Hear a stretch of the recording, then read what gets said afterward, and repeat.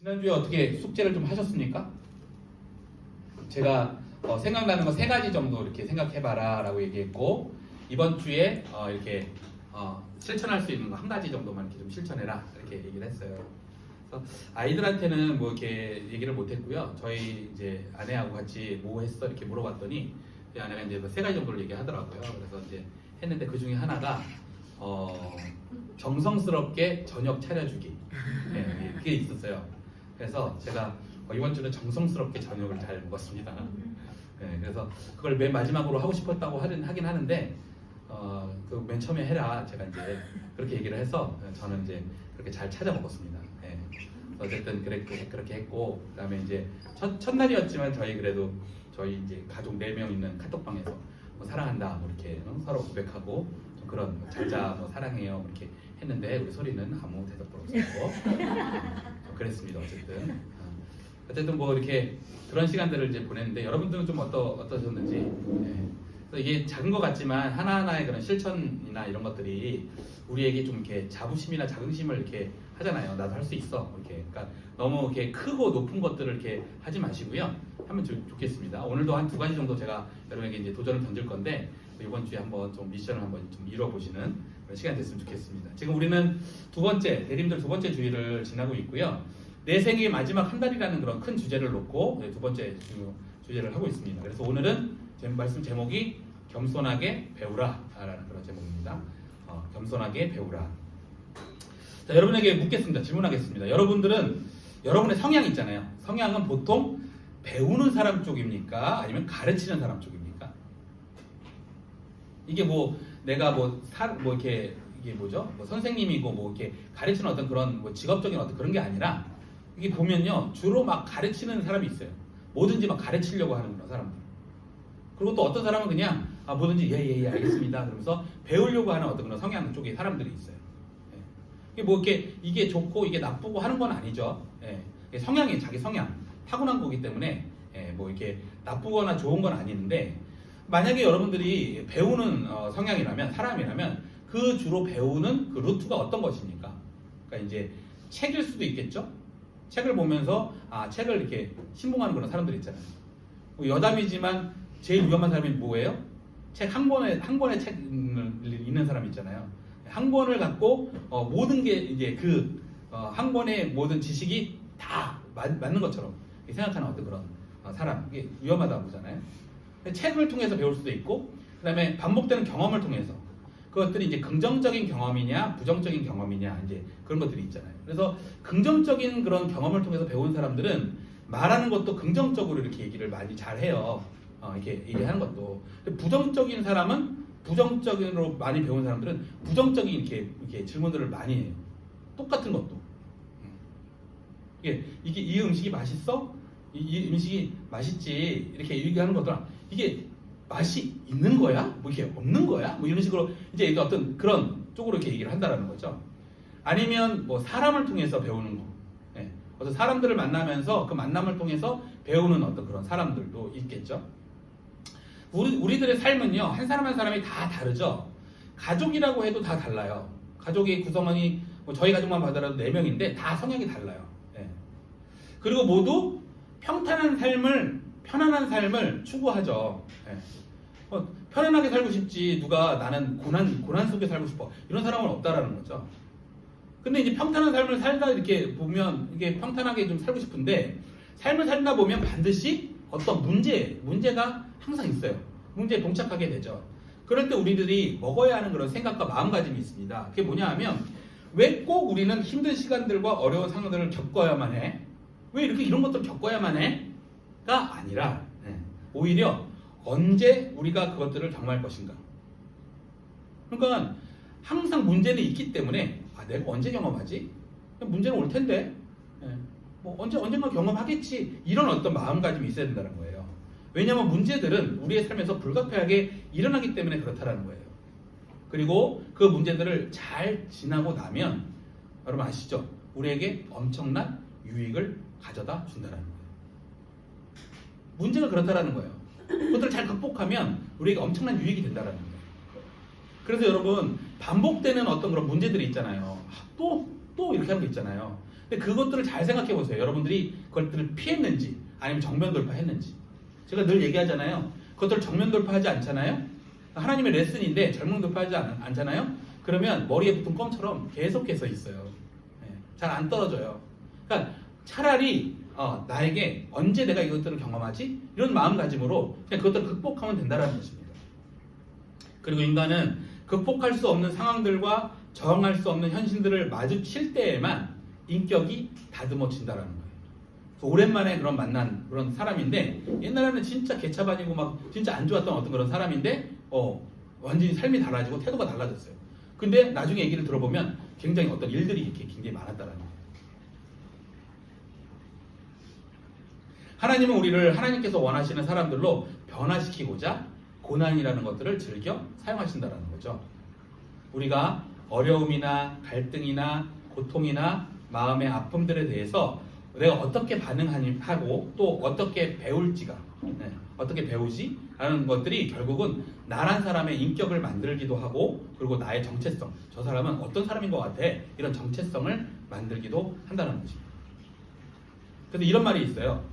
따라서 한번 해보세요. 제가 이렇게 써야 되는데 제가 깜빡 잊고 못 썼는데 티테디오스, 따라서요. 티테디오스. 티테디오스.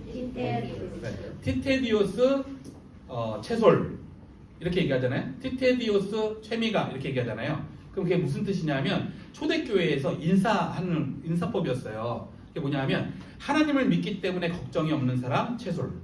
티테디오스라는 뜻이 하나님을 믿기 때문에 걱정이 없는 사람이라는 뜻이에요. 하나님을 믿기 때문에 걱정이 없는 사람 채솔. 티테디오스 채솔 이렇게 인사를 했다라는 거예요. 그러니까 옆에 있는 분들하고 한 2명, 3명 이상 티테디오스 이렇게 하면서 좀 얘기를 합시다. 티테디오스 이다혜, 티테디오스 신상이, 티테디오스 양미. 하나님을 믿기 때문에 걱정이 없는 사람 누구누구. 티테디오스.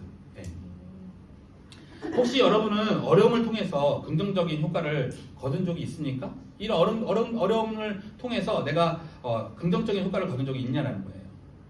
나에게 주어지는 고난과 어려움이 성장을 위한 기회인 것을 내가 이해하게 될 때, 이것들은 나의 성장을 위한 기회야. 이것들 이해하기 시작할 때에 이제 다시 고난이 찾아오면 완전히 내가 새로운 동기를 가지고 그 고난에 반응할 수 있다는 거예요. 그런 사람은 더 이상 불편함을 피하거나 고통을 최소화하기 위해서 애쓰지 않습니다. 어차피 그것들을 통과하면 내가 하나님의 사람 누가 되기 때문에 오히려 나에게 주어진 고난을 겸손히 내가 받아들이면서 하나님이 원하시는 것들을 받고자 구하게 될 거라는 거예요. 그래서 이런 사람들은 이렇게 기도하는 거예요. 하나님으로부터 오는 것은 무엇이든지 선함에 내가 감사함으로 받겠습니다. 그게 긍정적이든 부정적이든 내가 감사함으로 받겠습니다라고 기도하게 된다는 거예요. 우리가 이런 겸손히 배우고자 할 때에 하나님은 우리 안에 깊은 어떤 목적의식, 내 삶의 목적의식, 우리가 누구이고 또 삶에 있어서 가장 중요한 것이 무엇인지 명확하게 이해한다는 거예요. 내가 이것 때문에 태어났구나. 내가 이것 때문에 지금 이런 교회에 다니는구나. 내가 이것 때문에 이런 사람들을 만나는구나. 내가 이런 어려움을 겪게 되는구나. 이렇게 된다는 거죠. 그리고 우리가 하나님을 의지하고 우리를 향한 그분의 목적과 계획에 순종할 때에 그분은 우리를 강건하게 하시고 또 소망을 부어주실 거라는 거예요. 그러므로 우리의 삶의 여정, 누구나 끝이 있잖아요. 죽음이라는 끝이 있잖아요. 이 삶의 여정의 끝에서 인격에 대한 참된 시험은 우리가 얼마나 고통을 피하는 방법을, 내가 어떻게 고통을 피하지? 이런 방법을 배웠느냐에 있지 않고 오히려 피할 수 없는 고통으로부터 내가 얼마나 많이 배웠느냐, 이거에 달려있다는 거예요. 그래서 이런 말이 있어요. 삶에서 가장 혹독한 시간이 성장을 향한 가장 위대한 기회다. 가장 혹독한 시간이 성장을 향한 가장 위대한 기회다라고 얘기합니다. 저는 이렇게 생각합니다. 하나님은 그분의 전지하심, 전능하심, 우리를 향한 무한한 사랑 가운데 우리를 원하시는 모습으로 만들고 또 단련시키기 위해서 시련과 고난을 사용하기로 결정하셨다는 거예요. 우리 그렇잖아요. 잘 긍정적인 거 갖고 잘 배우지는 못하잖아요. 근데 우리가 어려움 같은 것들을 보면서 우리가 잘 많이 배우잖아요. 그래서 어려움이 닥쳐올 때 막 그런 거 있잖아요. 야, 아싸, 술 먹을 수 있는 기회에 내가 흥청망청 고난이기 때문에 나 막 살 거야 라고 할 수 있는 그런 기회에 나의 삶을 파괴하기보다 우리를 세우기 위해 고통을 다루는 방법을 우리가 배워야 된다는 거예요. 자, 그러면 우리가 고난의 시간들을 이렇게 인내하면서 나아갈 때 성경은 우리에게 뭐라고 얘기하는지 다시 한번 본문을 좀 읽겠는데요. 표준세 번역으로 좀 읽겠습니다. 표준세 번역으로 좀 쉽게 읽겠습니다. 시작. 그뿐만 아니라 우리는 환난을 자랑합니다. 우리가 알기로 환난은 인내력을 낳고 인내력은 단련된 인격을 낳고 단련된 인격은 희망을 낳는 줄을 알고 있기 때문입니다. 이 희망은 우리를 실망시키지 않습니다. 하나님께서 우리에게 주신 성령을 통하여 그의 사랑을 우리 마음속에 부어주셨기 때문입니다. 아멘. 환난 중에 즐거워할 수 있는 그런 사람, 환난을 자랑하는 사람은 아무도 없을 거예요. 그러나 환난이 계속 반복되다 보면 이 사람은 인내를 배우는 거예요. 인내. 이렇게 인내를 배울 수 있구나. 그리고 그 인내가 계속해서 겹겹이 이렇게 쌓이다 보면 그 인내가 이제 그 사람의 인격이 되는 거예요. 인격이 되는 것은 쉽지 않아요. 그 인격이 된다라고 하는 것은 뭐냐면 그 사람 그러면 그 사람은 어떤 사람이라는 어떤 그런 이미지가 딱 떠오른다라는 거예요. 결국 그 인격이 삶으로 또 이어지고 그 삶이 그 사람의 소망이 된다라는 거죠. 그러니까 즉 고난이라는 것이 왔을 때 그것을 왜 내가 겪어야만 하는가? 이게 아니라 언제 겪어서 내 인내와 연단을 통해 인격으로 만들지? 이런 어떤 생각들을 해야 된다는 거예요.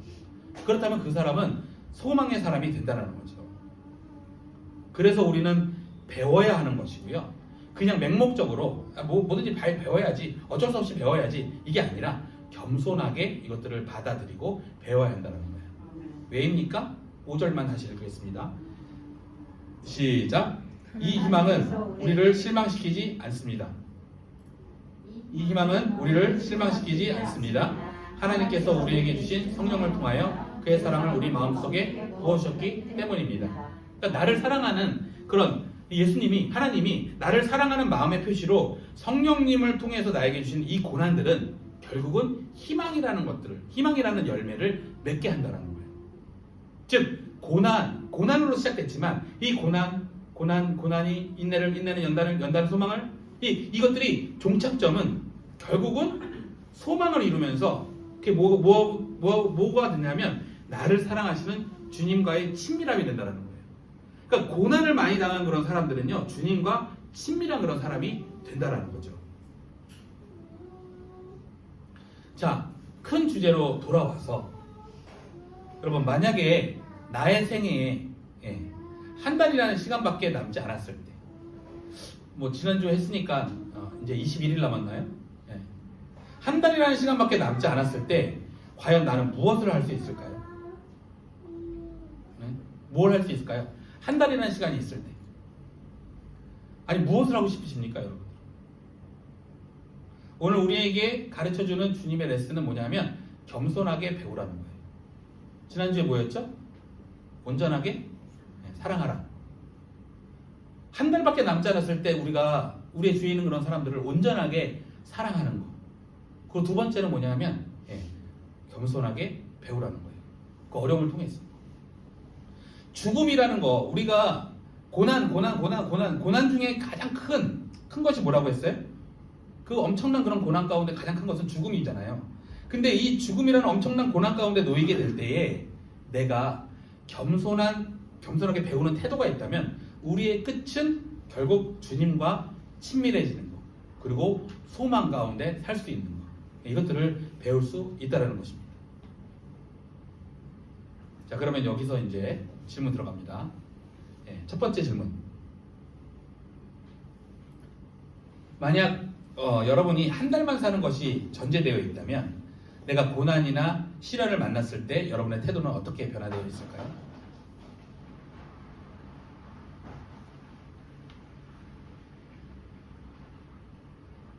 만약 내가 한 달만 산다면, 진짜 한 달밖에 못 산다 라고 한다면 내가 고난이나 시련을 이렇게 딱 만나게 될 때 여러분 태도는 어떻게 변화되겠습니까?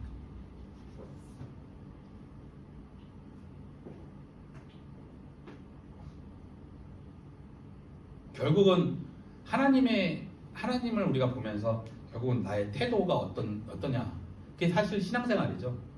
예. 신앙생활 한다 우리가 얘기하는데 우리가 고난 가운데 있을 때 우리의 태도 막 고난 가운데 있으면 왜 하나님 믿는데 내가 왜 이런 고난을 당하고 뭐 이런 어떤 그런 태도인가, 아니면 내가 어떻게 겸손하게 배우려는 어떤 태도가 있는가. 두 번째, 여러분들이 실천해야 되는, 이번 주 안에 실천해야 되는 부분입니다. 두 번째, 내 주위에 혹시 어려운 시간들을 보내는 사람들이 있는가 한번 생각해 보세요. 내 주위에 혹시 어려운 시간들을 보내는 사람들이 있습니까? 그 사람들을 위해 한 주간 동안 나는 무엇을 해줄 수 있습니까? 예를 들어서 함께 시간을 보내주는 거, 그 다음에 뭐 편지를 쓸 수도 있죠. 그 다음에 같이 밥을 먹고, 예를 든 거예요. 그리고 뭐 여러분들이 뭐 다른 거 할 수 있죠. 재정적인 어려움이 있는 그런 사람에게 돈을 줄 수 있죠. 자, 1,000만 원 이렇게 딱 이렇게 할 수 있죠. 다 있잖아요. 1,000만 원 주머니에 갖고 다니시잖아요, 여러분들은. 그 정도는. 내 주위에 어려운 그런 시간들을 보내는 사람들이 혹시 있다면, 그럼 나는 한 주간 동안 무엇을 해줄 수 있는지 한번 생각해 보세요.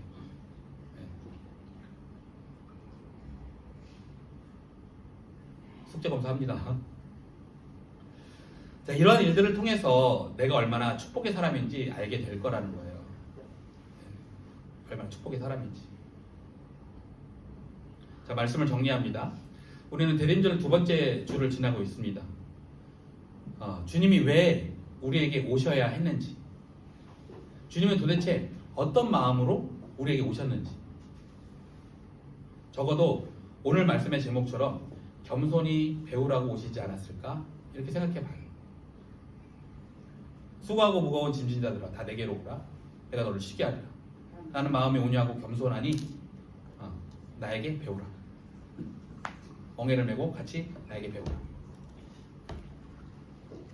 내 생의 마지막 한 달이 남았을 때 여러분은 무엇을 배우기 원하십니까? 그리고 죽음을 대표하는 이 어려움이나 고난이 닥쳤을 때 여러분은 무엇을 배우기 원하십니까? 그것들이 우리가 대림절을 이렇게 지나가면서 주님을 깊이 묵상하는 제목이 되기를 주의 이름으로 축복합니다. 우리 같이 찬양합니다.